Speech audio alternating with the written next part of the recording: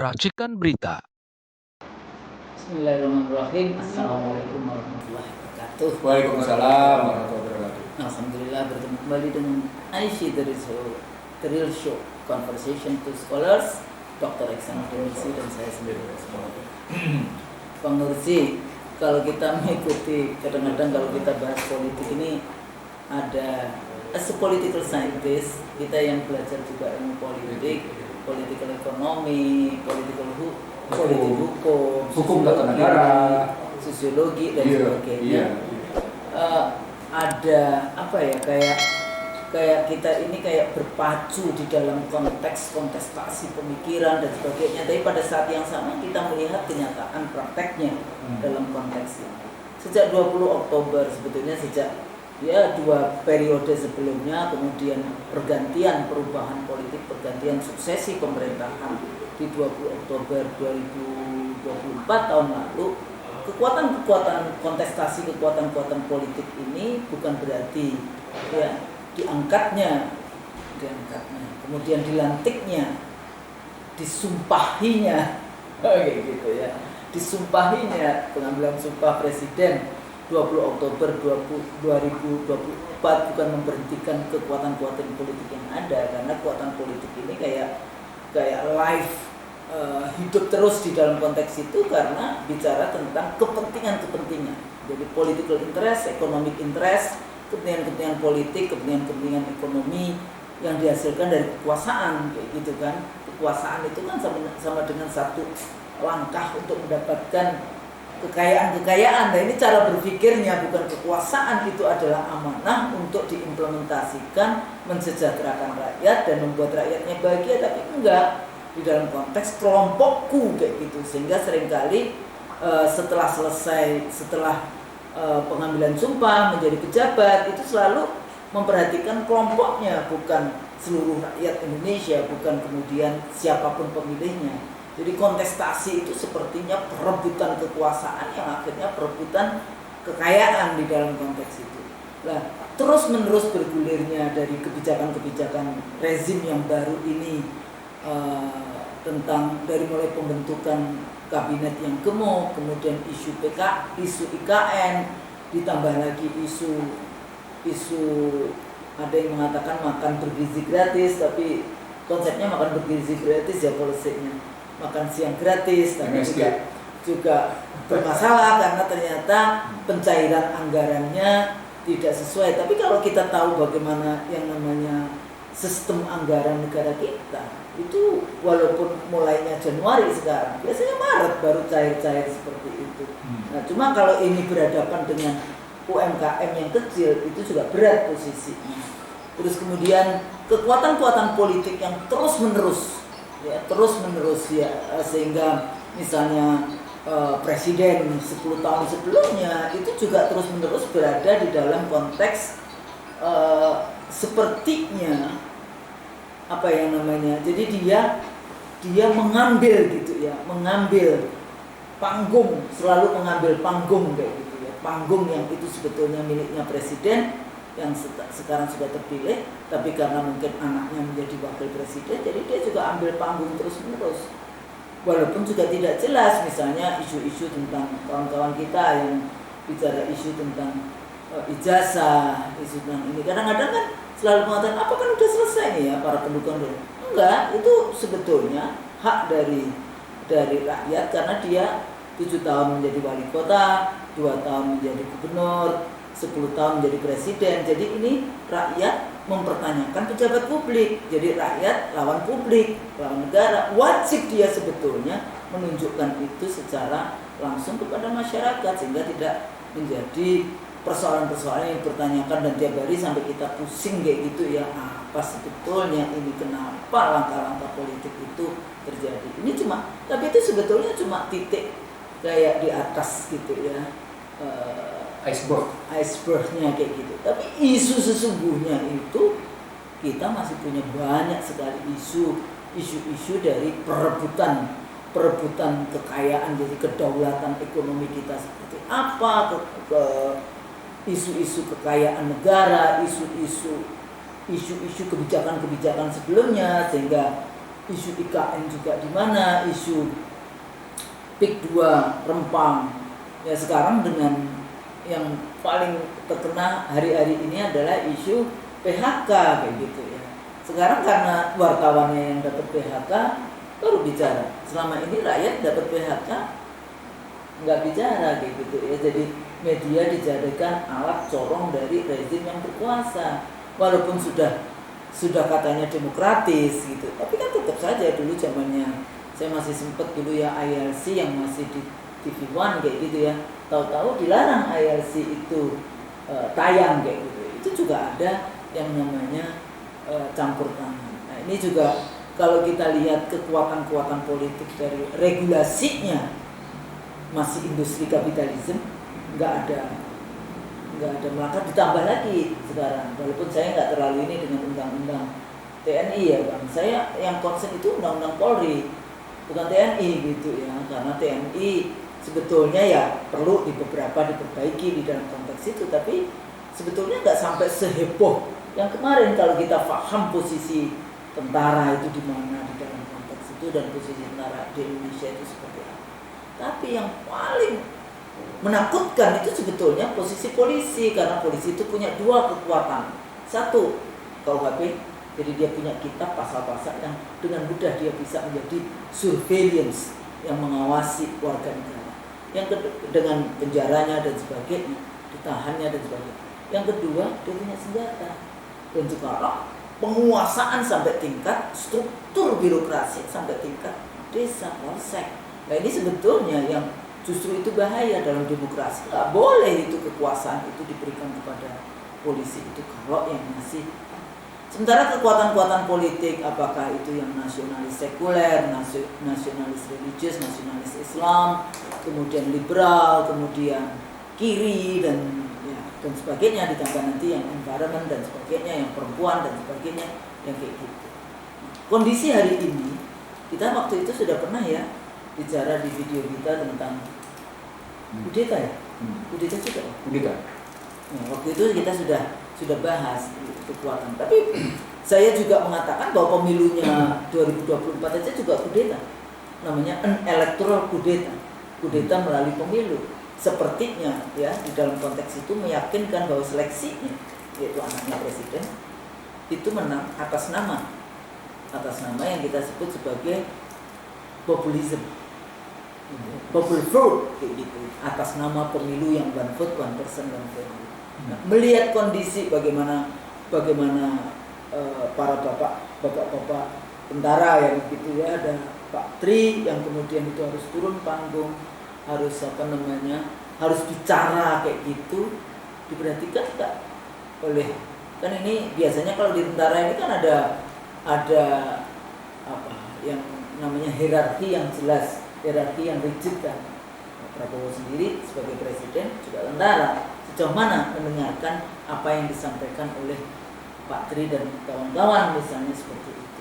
Dan melihat kondisi hari ini, di mana posisi civil society, di mana posisi NGO, LSM, masih ada nggak sih kawan-kawan kita yang LSM aktivis? Kok sekarang nggak ini? Tapi ormas itu ya sekarang sebetulnya lebih ke arah ormas karena kekuatannya nyata. Karena kalau kita lihat LSM sebetulnya dia itu elitis, dia nggak punya basis massa, nggak ada di dalam konteks ini. Ya. Mau LSM apa? Basis massa nggak ada. Tapi kalau ormas dia punya basis massa sampai tingkat ranting, sampai tingkat desa di dalam konteks ini. Nah, basis massa ini menjadi sangat penting di dalam konteks itu. Sama juga kemenangan misalnya Trump, dia didukung oleh kelompok basis massa ini dibandingkan kelompoknya Kamala Harris gitu. Kamala Harris lebih, walaupun duitnya banyak tapi dia pada level yang elit gitu. Basis massanya tidak sekuat basis massa yang dimiliki oleh Trump. Ormas Indonesia itu luar biasa. Dia tidak tergantung anggaran pada funding asing, tidak tergantung kepada yang namanya anggaran APBN. Nah, melihat kondisi yang seperti ini, kalau kita waktu itu bicara kudeta gitu, kudeta biasanya bisa militer, sejauh mana kemudian kelompok-kelompok sipil ini bisa menjadi kontrol dari rezim, ataukah apa sesungguhnya yang harus kita lakukan, harus kita kita amati dan kita waspada di dalam konteks ini.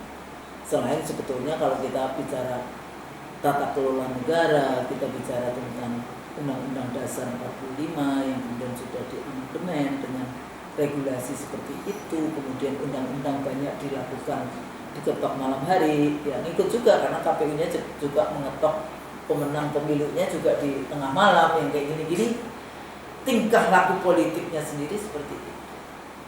Sementara kawan-kawan ini yang berjuang untuk keadilan terus ya.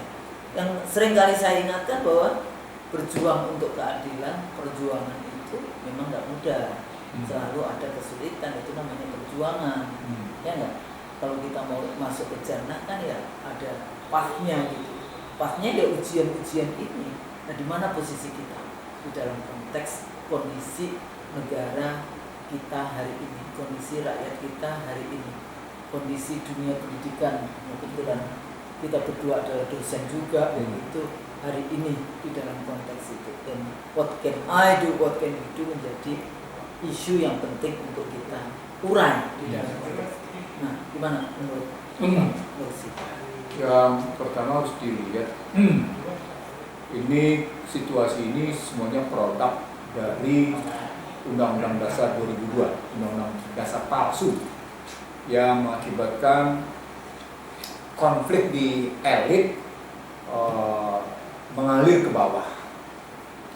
Konflik politik, konflik perebutan kekuasaan, konflik perebutan sumber daya ekonomi, konflik perebutan pengaruh pemimpin informal, itu mengalir dari atas ke bawah.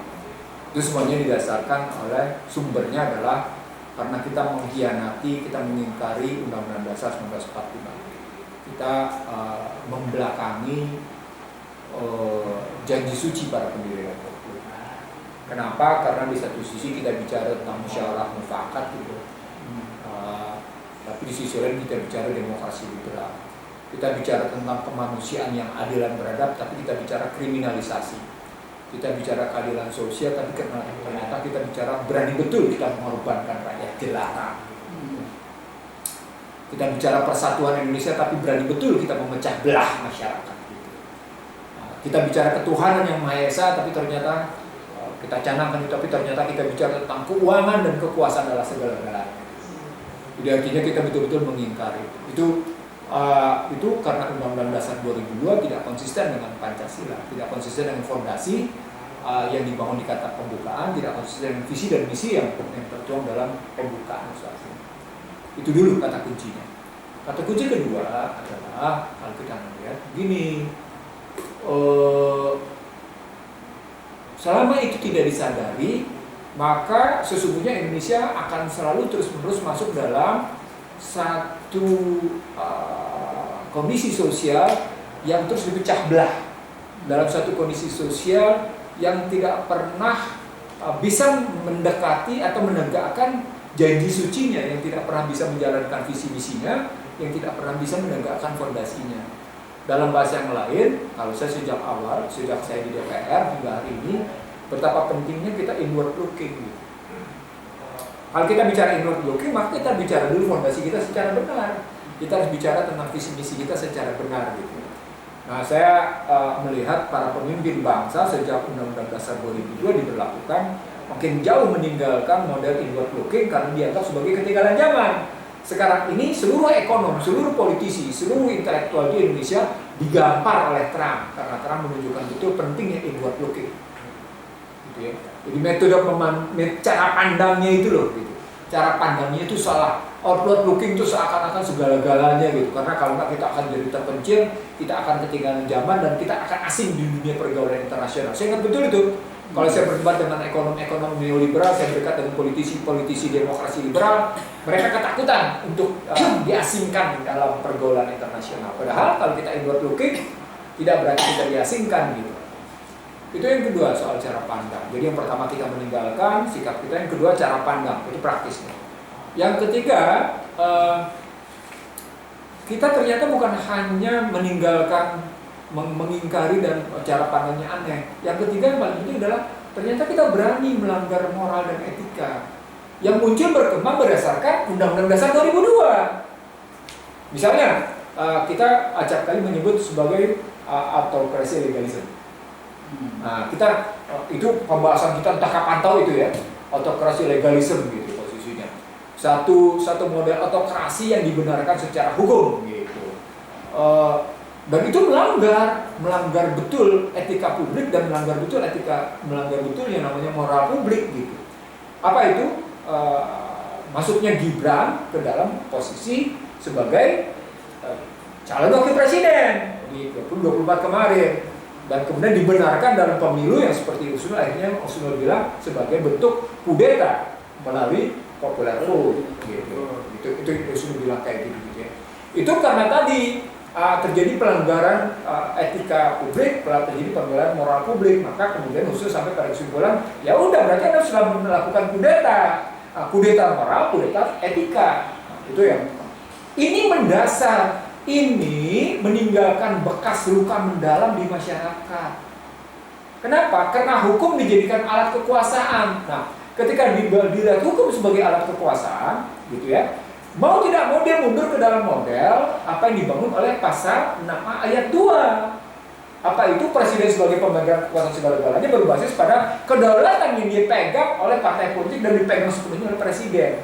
Dan presiden bisa melakukan politisasi, presiden bisa melakukan komersialisasi, presiden bisa melakukan yang namanya kriminalisasi. Nah, ini yang saya sebut sebagai PKK nih. Ceritanya begitu gitu ya.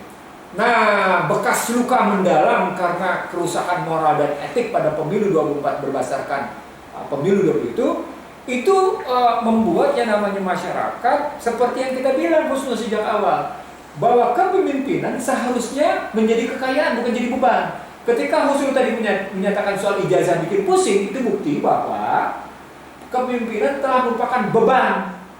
Ingat gak kita bilang leadership as a not liabilities, leadership as a asset. Mestinya begitu kan?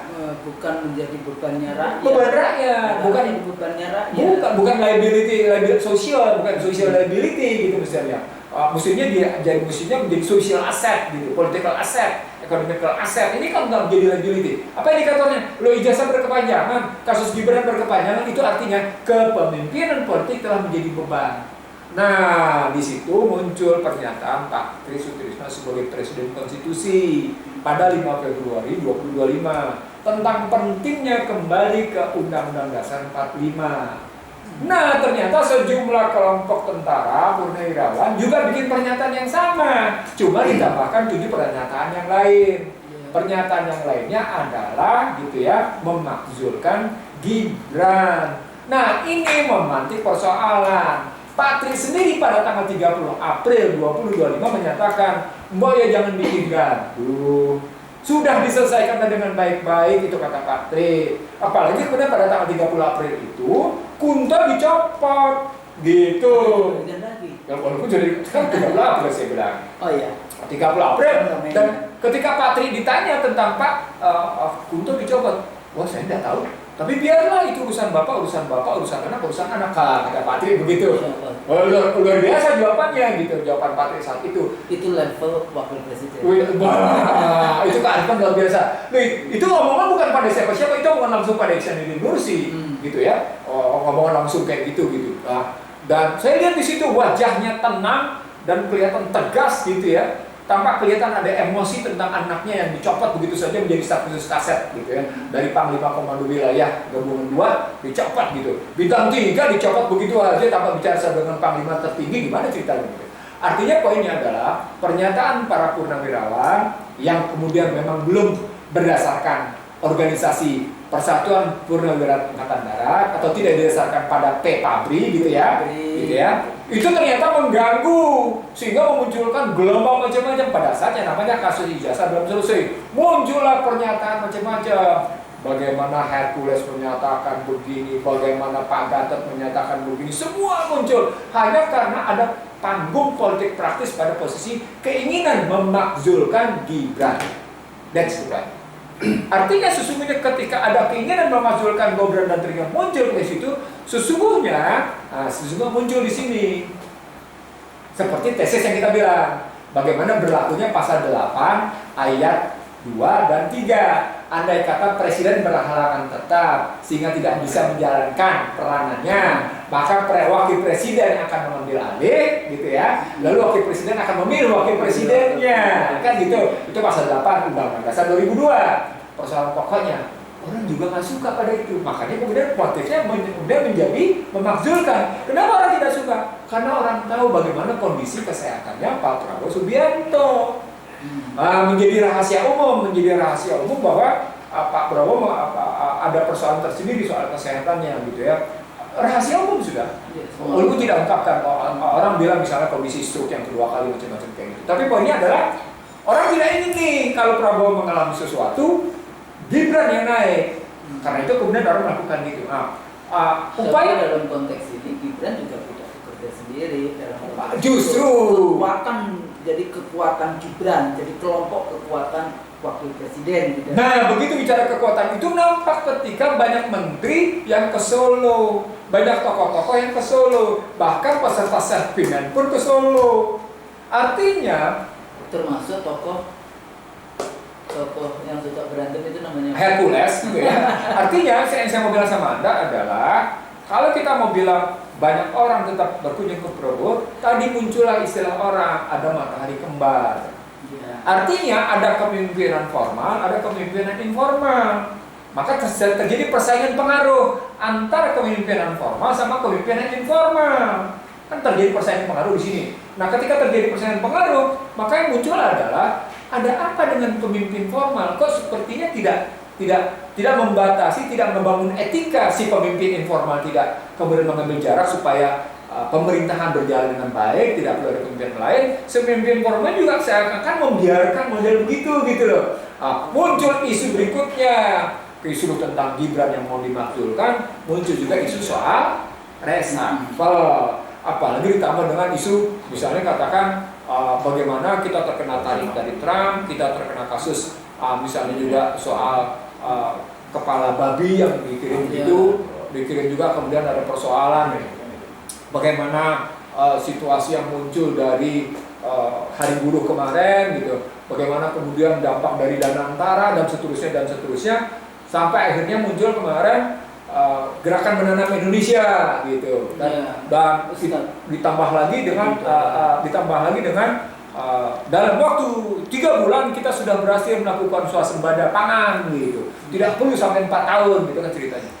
Ini kan isu yang sesungguhnya tambah itu dengan isu-isu yang menyertai dengan 1, meningkatnya kemiskinan, 2, meningkatnya Gini rasio, gitu ya, meningkatnya kemiskinan, meningkatnya Gini rasio, meningkatnya PHK, yang ketiga, jatuhnya kelas menengah, turunnya, ini menarik di sini, turunnya purchasing management index yang kelima, yang ketujuh, deindustrialisasi. Itu dia sudah menjadi yang keenam, sorry. Yang ketujuh yang harus dilihat juga di sini melihatnya, jatuhnya nilai tukar. Berapa sekarang? Wah, kemarin masih 16.700-an, padahal pernah tembus 17.000, tapi segera diintervensi. Poinnya adalah pernyataan jatuhnya kondisi perekonomian 7 item ini sudah saya nyatakan sejak yang namanya 2023 Husnul. Jadi dalam berbagai diskusi, ambruknya perekonomian dengan 7 indikator ini sudah saya sampaikan. Sampai dalam satu diskusi saya membuktikan pertumbuhan ekonomi Indonesia akan tersendat melambat gitu. Dan sekarang diponis lagi oleh Bank Dunia bahwa pertumbuhan ekonomi Indonesia cuma 4,7. Nah, situasi politik yang kayak gitu ditambah dengan perekonomian kayak gitu ya, berat kayak gitu, masyarakat menjadi pusing. Pusingnya karena siapa sesungguhnya yang mengatasi masalah. Gitu. Ditambah lagi dengan cerita bagaimana muncul bahwa pernyataan para jenderal dengan pernyataan Pak Tri itu bertujuan untuk melakukan sesuatu, memakzulkan Gibran gitu posisinya. Kalau saya bilang pada posisi 8 pernyataan para jenderal itu, Pak Tri cuma menyatakan di situ mengetahui. Kalau pada presidium konstitusi Pak Tri tidak menyatakan mengetahui, dia menandatangani langsung. Penandatangan langsung. Penandatangan adalah Tri Sutrisno. Ada. Saya punya. Jadi kita punya. Dan nanti bisa kita tunjukkan. Tapi kalau 8 pernyataan yang butir pertamanya kembali ke Undang-Undang 45, kemudian butir ketujuhnya soal kepolisian, ya, soal kepolisian di bawah Kementerian Dalam Negeri. Butir ke-8-nya adalah memakzulkan yang namanya Gibran. Itu Pak Tri statusnya mengetahui, dan jangan salah, pernyataan itu tanpa tanggal Februari. Sementara pernyataan pada Presiden pada pernyataan Presiden Konstitusi jelas tanggalnya 5 Februari 2025. Disebutnya polisi. Apa artinya? Artinya Pak Tri ingin menyelesaikan masalah. Jadi dia tidak masuk dalam panggung politik praktis. Saya harus negasin dulu di sini. Pak Tri ingin menyelesaikan masalah bangsa ini sampai keluar kalimatnya, saya tidak ingin mati kalau kita belum kembali ke Unus 45.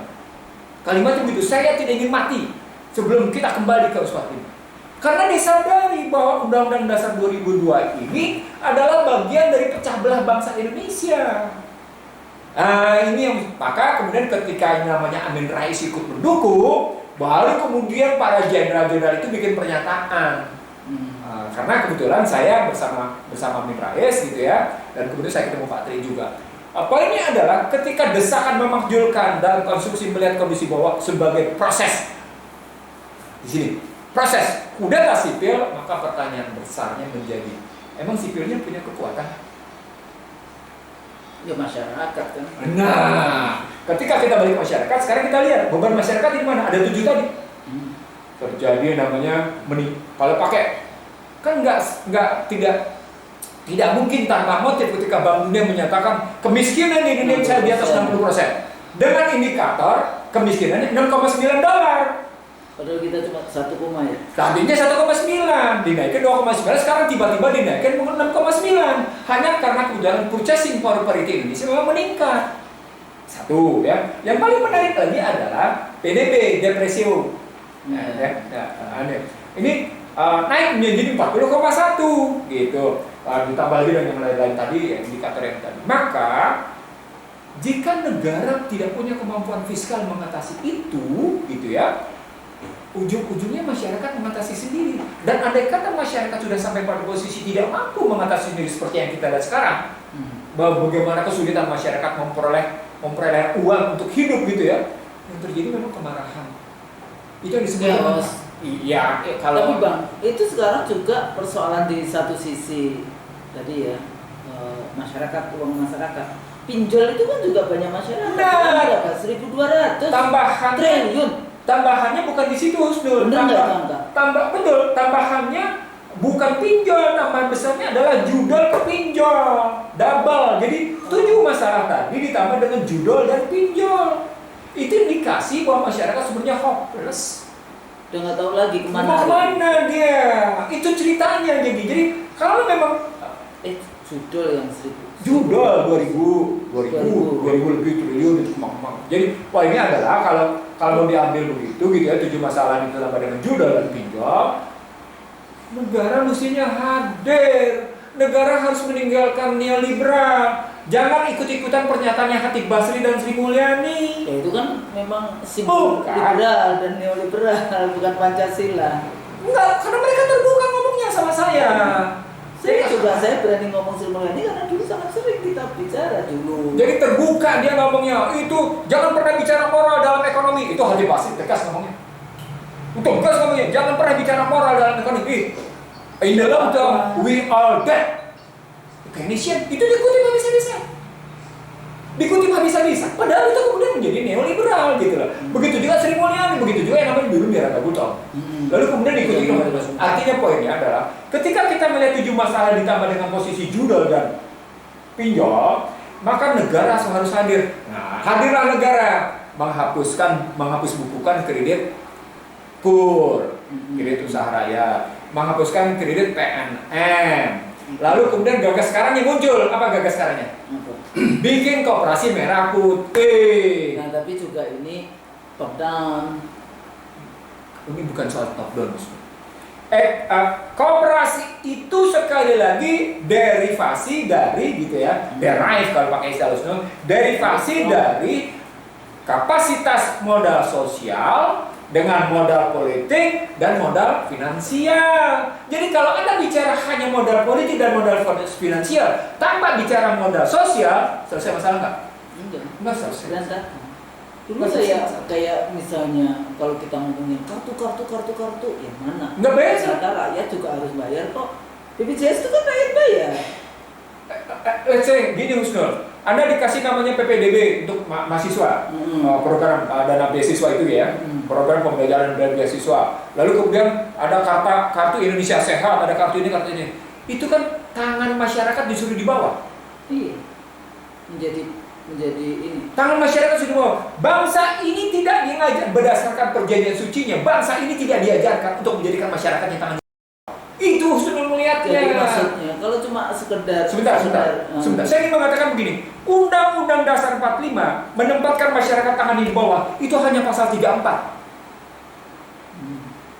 Artinya pasal 34 itu hidup sebagai bentuk buffer polisi penyangga. Andai kata pasal 23, pasal 27, pasal 32, pasal 33, pasal 3, baru muncul pasal 34. Itu pun dikembalikan dulu dengan kata pembukaan. Itulah metode berpikirnya. Itu yang saya sebut sebagai mensejahterakan dan mencerdaskan. Itu jadi baliknya. Ini soal format berpikir. Ini soal keberpihakan. Kalau pakai bahasa kerennya, ini tentang paradigma kebijakan. Masih ada, dia selalu mengatakan, tapi persoalan-persoalan utama memang para pemimpin kita itu menurut saya, baik yang di Senayan maupun yang di legislatif, eksekutif, yudikatif, itu mungkin nggak baca konstitusi.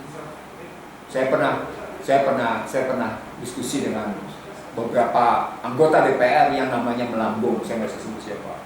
Saya bilang, Anda jangan dong membahas cuma strategi fungsional. Iya, nanti baru kita bahas ke konstitusi.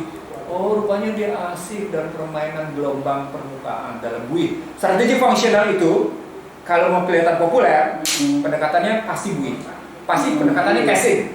Main di konteks, pakai pendekatan 5G ya. Casing, konteks, konten, komprehensif, konsisten. Kalau Anda mau main populer, maka pasti Anda bermainnya di casing sama di konteks. Casing sama konteks. Di kemasan, kemasannya cantik. Wah gitu. Oh, konteksnya apa nih? Wah, sedang pesta, maka mesti cantik gitu. Oh, konteksnya apa nih? Bikini, maka casingnya bikini. Konteksnya di pinggir pantai. Misalnya contohnya begitu contohnya. Oh ya, itu mau populer begitu memang. Populer memang begitu. Tapi ketika bicara tentang yang namanya konten, komprehensif dan konsisten akan beda. Kenapa? Karena tekanannya pada konstitusi. Bagaimana menghidupkan konstitusi dalam kehidupan berbangsa dan negara. Gitu mestinya. Konstitusinya itu jadi hidup di dalam kebijakan-kebijakan. Pertanyaannya juga, konstitusi yang mana? Ya, karena Undang-Undang Dasar 45 pembukaannya lah.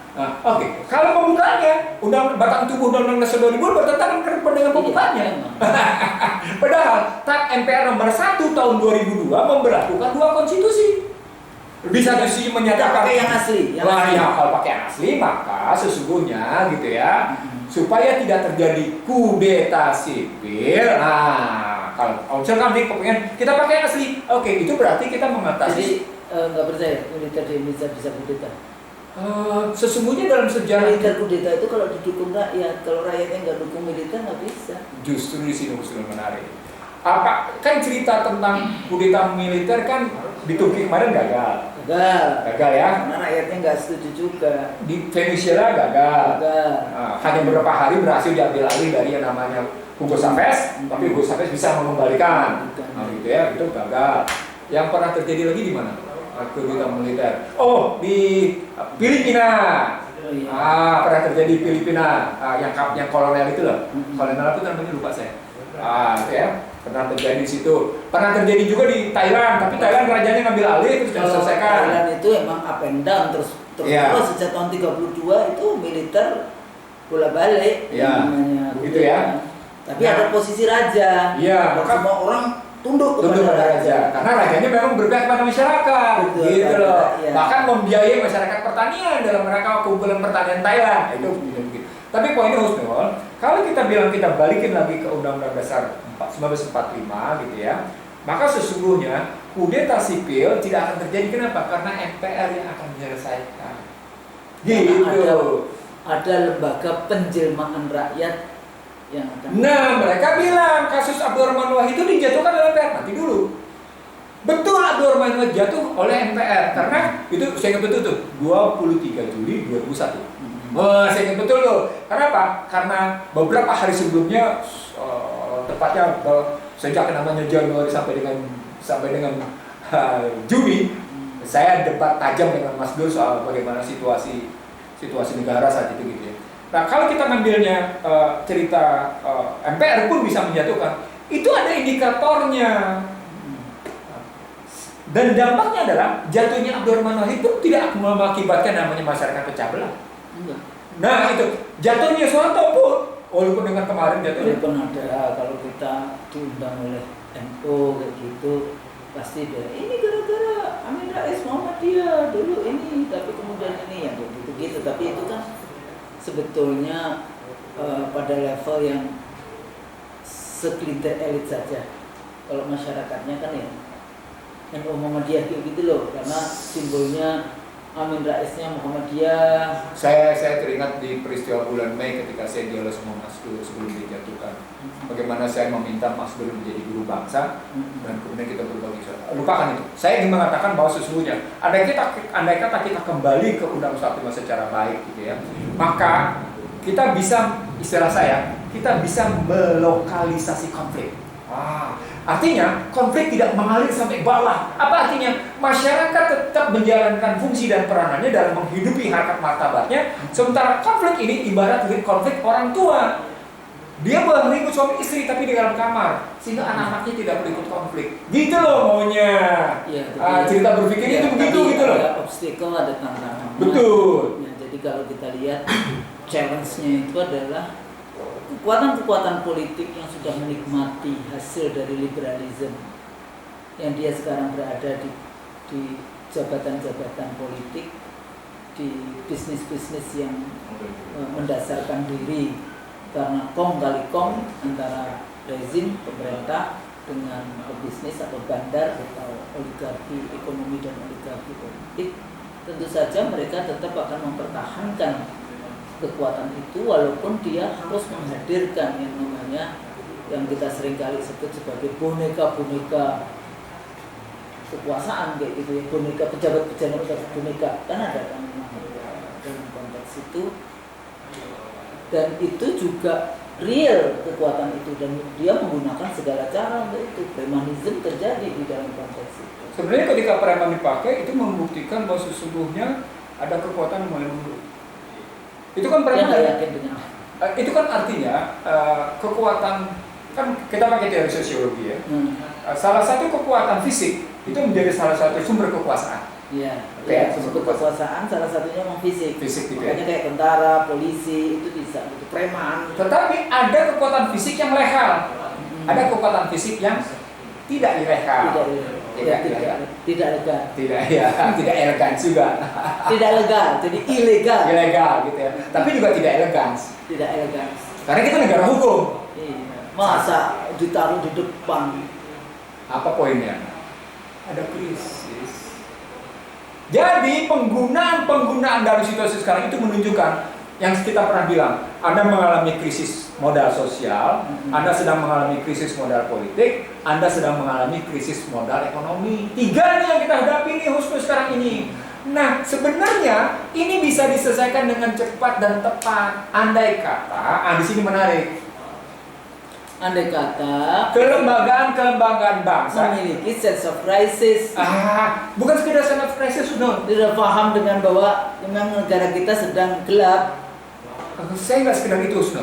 Anda harusnya tidak menggeser persoalan-persoalan kelembagaan bangsa menjadi persoalan pribadi. Personal. Iya, jangan begitu dong. Dan tadi kan saya katakan di awal bahwa persoalan dengan rezim hari ini, mereka tidak terlalu peduli dengan negara per se, yang penting kelompoknya dan keluarganya itu mendapatkan keuntungan dari kondisi hari ini. Nah, itulah keberhasilan bagaimana Barat mengintervensi. Itulah yang kemudian individual. Jadi itu konsep individualisme, individualisme. Ujung yang namanya teorinya itu liberalisme. Iya, itu dia di situ. Jadi kalau nasionalisme yang mereka selalu katakan kayak gitu. Kalau dalam Islam kan nasionalisme sebenarnya perkembangan dari Asofia ya, tribalism yang kayak gitu. Nah kemudian diganti dengan sekarang itu individualism. Jadi kalau yang patriotisme kita bicara tentang, padahal kalau nasionalisme kan kadang-kadang kesalahan dari nasionalisme seringkali right or wrong is my country. Padahal kalau kita nasionalisme yang kita ambil ya right is right, wrong is wrong gitu. Kalau right ya udah kita jalan di sini. Kalau wrong ya harus kembalikan lagi ke right kayak gitu. Oke, kan. kita balik lagi ke tematik Kusno. Jadi kudeta sipil yang muncul sekarang ini lebih disebabkan oleh sesungguhnya ada pihak-pihak yang sadar bahwa ada kesalahan besar dalam persoalan pemilu 2024. Dan dia sedang mempertahankan posisi yang itu.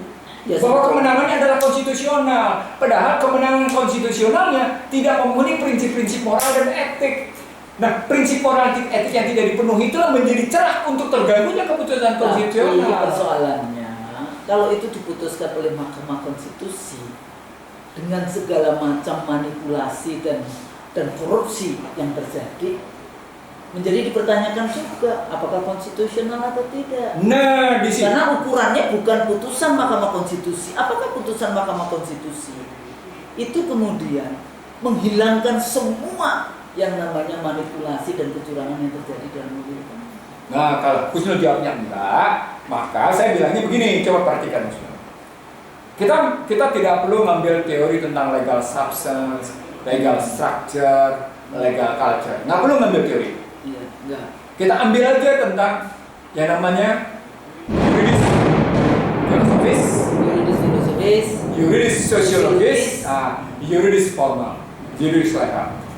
Boleh jadi keputusan Mahkamah Konstitusi itu yuridis konstitusional, tapi tidak berarti dia memenuhi prinsip-prinsip yuridis filosofis dan yuridis sosiologis.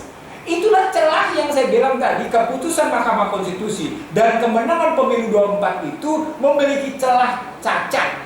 Cacatnya adalah cacat bawaan. Nah, apakah kalau saya bilang cacat bawaan ketemu Badan Perahara Bangsa. Anda legal tapi tidak legitimate. Tidak legitimate yang disebabkan Anda hanya didasarkan pada yuridis konstitusional, tapi tidak pada yuridis sosiologis dan yuridis filosofis. Gitu melihatnya. Ini filosofis lebih ke arah rohnya di dalam konteks. Dalam bahasa lain, sesungguhnya ketika orang mendasarkan kekuasaannya melulu pada yuridis legal, maka hukum bukan lagi menjadi pentingan bagi semua pihak. Hukum menjadi alat penguasa. Penguasa yang boleh punya ya, karena kekuasaan itu sangat penting, makanya kita harus merebut kekuasaan itu juga harus. Enggak nanti karena kalau cuma oh ya kekuasaan, akhirnya orang berpikir bahwa kekuasaan itu jelek semua, padahal enggak. Anda mau berjuang untuk keadilan dan sebagainya, kalau Anda punya kekuasaan itu bagus. Itu makanya saya bilang tadi. Jadi kalau kenapa saya bilang bahwa sesungguhnya negara berdasar Pancasila itu adalah paduan dari 3 modal. Modal sosial, modal politik, modal ekonomi, modal finansial. Gitu. Modal sosialnya jujur, komitmen, punya nilai-nilai, jejaring sosialnya hidup, dan ada kepemimpinan. Dihidupkan dalam modal politik, diterjemahkan dalam modal ekonomi, sehingga muncul keadilan sosial berbasis kesejahteraan. Gitu loh melihatnya. Sekarang ini karena melulu pada persoalan yuridis legal, tanpa dipenuhi yang namanya kekuatan yuridis sosiologis, yuridis filosofis, maka jadilah ada celah kudeta sipil. Gitu. Ya, jadi walaupun mereka selalu mengatakan, oh ya ini legal, ini sudah diputuskan oleh KPU, sudah di ini, enggak yang namanya tadi legitimasi, ya itu bisa naik turun. Kalau kemudian Anda sudah diputuskan hari ini, 1 hari kemudian kebijakan-kebijakan yang Anda keluarkan itu ternyata tidak sesuai dengan konstitusi, itu tidak sesuai dengan pembukaan undang-undang dasar, tidak sesuai dengan tadi ya yuridis, filosofis maupun sosiologis, maka ya legitimasinya itu jatuh. Orang kan berpikir dapat dorongan ini udah diputuskan oleh MK, udah diputuskan oleh KPU, udah jangan dong dikontrol kita, terus dilantik gitu ya. Udah dilantik, jangan dong kita dikontrol. Saya biarkan saya enggak. Dalam demokrasi itu ada yang namanya batasan-batasan juga, civil political liberties, ada partisipasi, kompetisinya nggak boleh pakai kekerasan dan sebagainya, kekuatan dan sebagainya, itu bagian yang penting. Orang kan berpikir bahwa legitimasinya 5 tahun Anda dapat legitimasi, enggak. Legitimasi politik itu bisa naik turun tergantung kepada bagaimana amanah Anda praktekkan. Itu yang disebut dengan yuridis sosiologis. Sosiologisnya. Apakah kemudian aplikasi dari yuridis filosofis?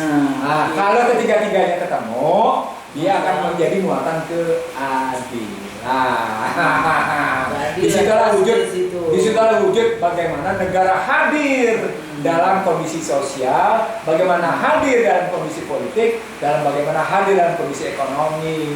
Nah, artinya ketika kita tahu ada pihak-pihak yang bicara tentang itu pernyataan 8 pernyataan ini bukan pernyataan dari organisasi yang sah. Ini logika sah, ini pendekatan yuridis legal. Sah aja kan, rakyat kan ngomong. Iya, sah aja.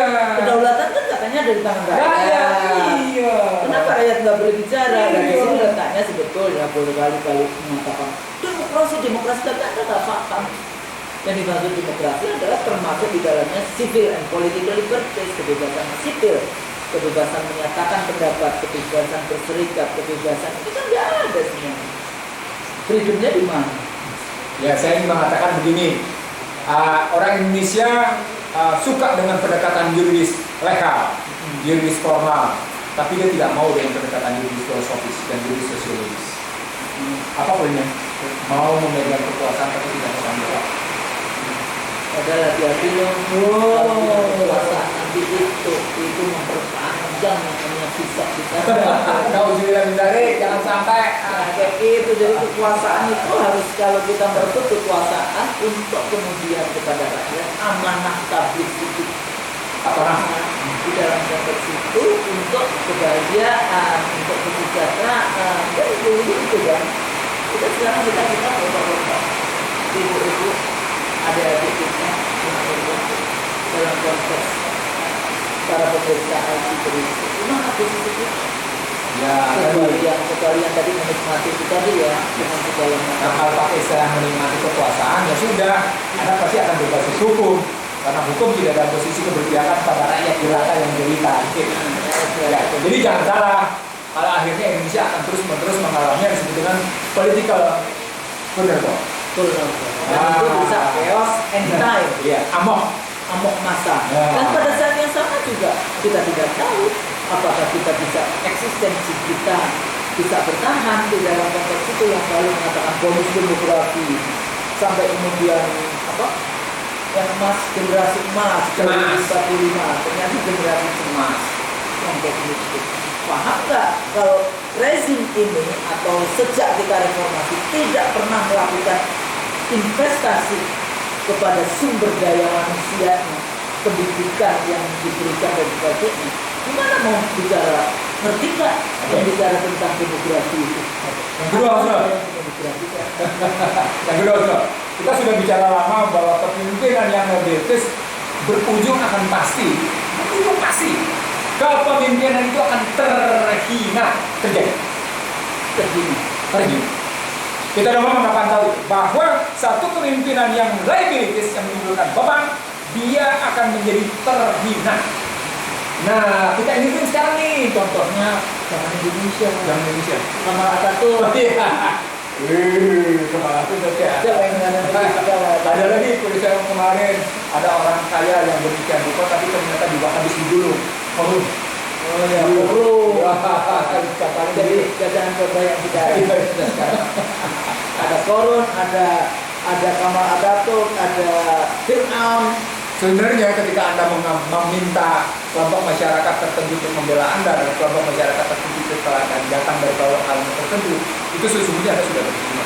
Jadi sudah berterima. Dan ketika Anda dipersoalkan legalitas pribadi Anda seperti itu, Anda sudah berterima. Sebetulnya itu begitu. Apalagi terus hidup Anda cemas. Jangan-jangan nanti anak buah masuk ke pengadilan kalau nggak begini-begini. itu akhirnya ditumpuk lagi, melakukan kesalahan lagi. Kebohongan kan biasanya harus ditumpuk-tumpuk. Nggak boleh, bukan nggak boleh, nggak bisa cuma satu.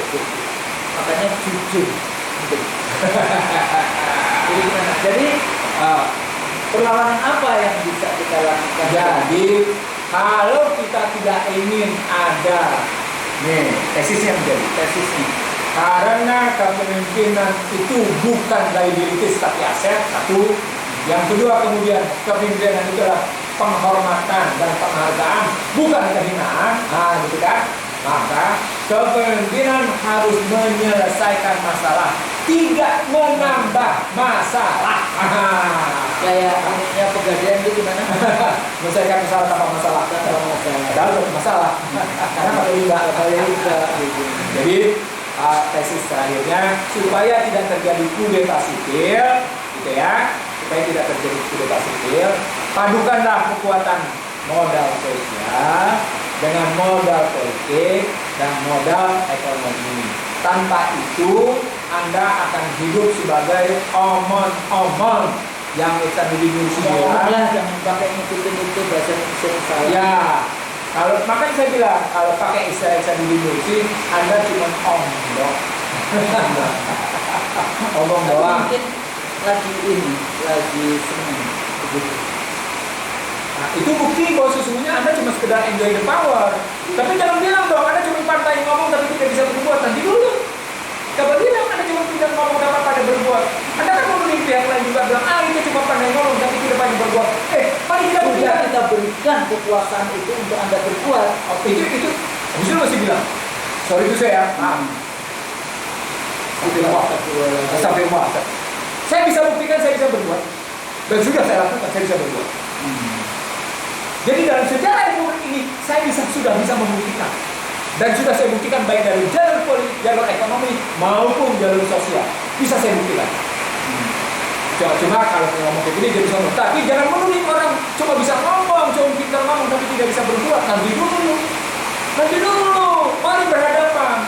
Mari kita buktikan. Biasanya kan kalau saya gitu langsung, that's your job. Itu gaya American tuh. American itu American style. That's your job. Begitu lah ya. Jadi gitu. Jadi Coba ya tadi untuk tidak terjadinya kudeta sipil, pertama tadi karena kita sudah bangun tesis, utuhkan kembali modal sosial, modal politik, dan modal ekonomi. Itu yang pertama. Yang kedua, gitu ya, jangan merekrut masyarakat dengan memfonis masyarakat. Nggak bagus. Bukan pemimpin yang menjadi aset ketika dia ikut-ikut memfonis masyarakat. Jangan pernah memfonis pemilik kedaulatan rakyat. Ulang. Hei pemimpin, jangan pernah memfonis buruk pada pemilik kedaulatan rakyat. Karena begitu Anda memvonis pemilik kedaulatan, Anda sedang memvonis negatif atas amanah yang Anda terima. Dan itu Anda sedang memvonis diri Anda sendiri. Itu mesti dia sadari terus. Itu yang kedua. Yang ketiga, gitu ya. Kalau ada orang ingin kembali ke Undang 45, maka jangan sepotong. Jangan bilang, oh iya kita ingin kembali ke 45 tapi pilpres datang langsung, gitu loh. Tapi cuma GBHN aja. Nggak bisa begitu. Mari kita konsisten dengan Undang-Undang 45. Gitu. Jadi pesan kita adalah, yuk kita kembalikan bangsa ini pada jalurnya. Kita kembalikan bangsa ini pada fondasinya. Kita kembalikan bangsa ini pada cara pandangnya. Kita kembalikan bangsa ini pada semangatnya. Karena sesungguhnya semangat bangsa inilah yang menyelamatkan bangsa ini sendiri. Bukan pihak lain.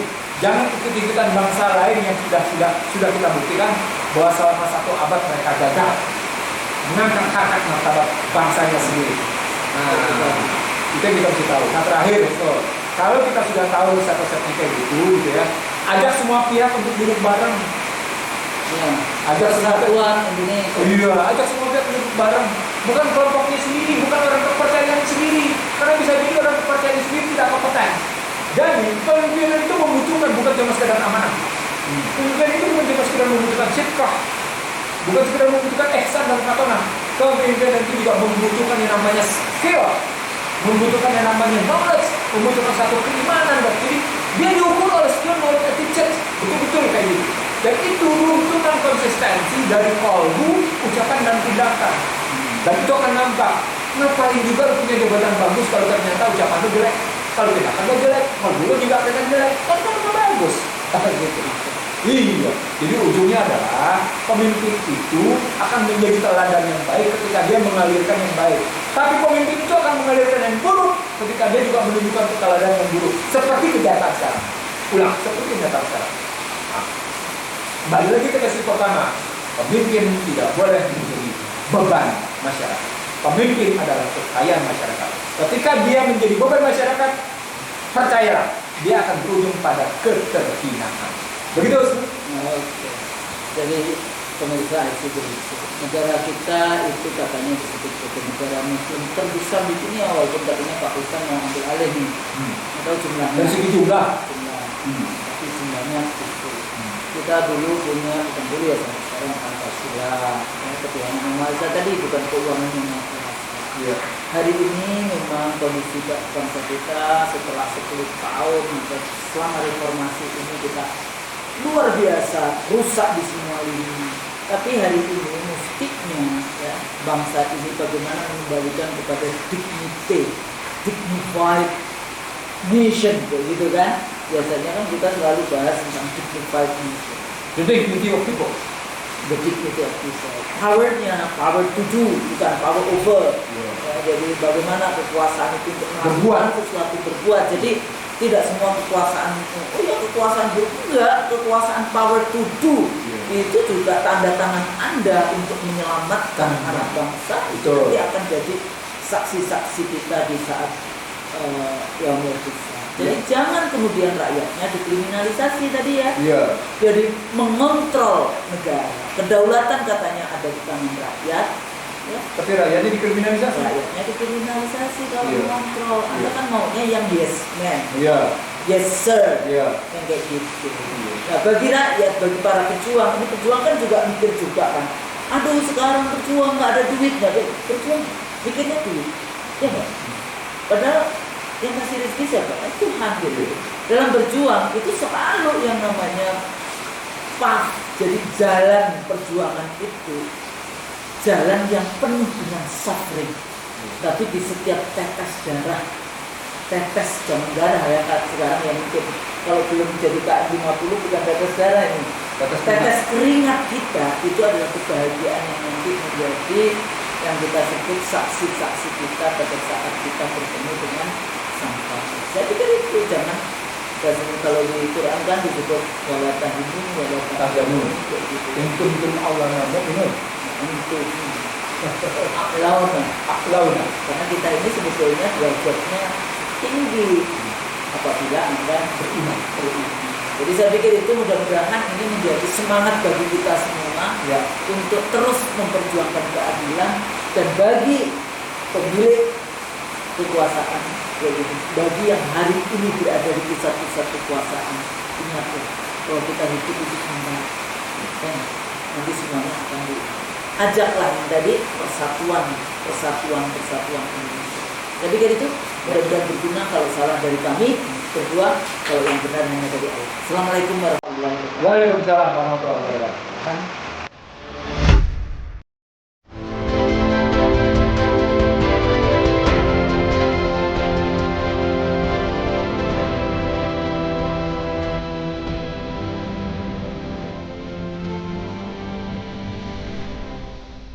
Racikan Berita